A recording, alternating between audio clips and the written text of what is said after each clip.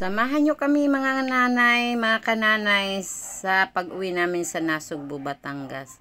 Ayan na, tumarkila na nga ako ng bus na para kaming dalawa lang mag-asawa at walang istorbo. Chares! Mga kananay, joke lang yun.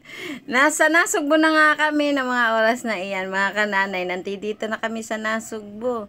At ang aliwalas ng panahon, wala akong masabi. Nagdalaw nga kami sa puntod ng magulang ni Mister at nag-date anniversary ng 20.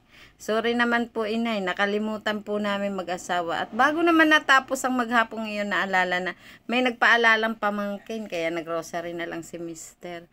At yun nga sabi ko, uuwi na lang kami ngayong 20, hindi ko na alam kung anong pitsa ngayon.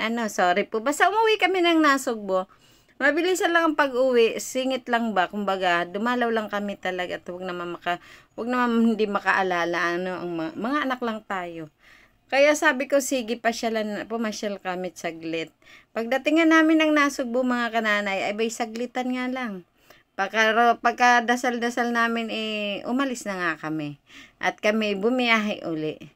At ito na nga ang lugar ng Lian Nasugbu. Tingnan nyo naman mga kananay, ang ganda ng kapaligiran. At pagbaba namin mga kananay, nasa Twin Lakes na kami.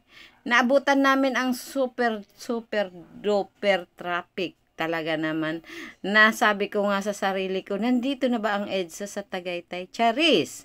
Oo mga kananay, grabe ang traffic hanggang sa nakarating kami ng Mendez. Sobra talaga, duper-tupers talaga sa traffic. Inabutan yata kami dyan mga kananay, nakulang-kulang 1 oras. Tingnan nyo naman ang ng video-video ko dyan. Sa baba yan ng Mendez. Pag mo diba may bahayan doon. Yan, tingnan nyo ang kapaligiran diyan. At sabi ko nga kay Mister, pag uuwi kami sa susunod, kami lilipad na lamang. Charis, mga aswang. Para naman kako mapadali ang ating biyahe at talaga naman inabot kami ng alas 9 ng gabi bago kami naka sa amin tahanan. 9:30 na yata.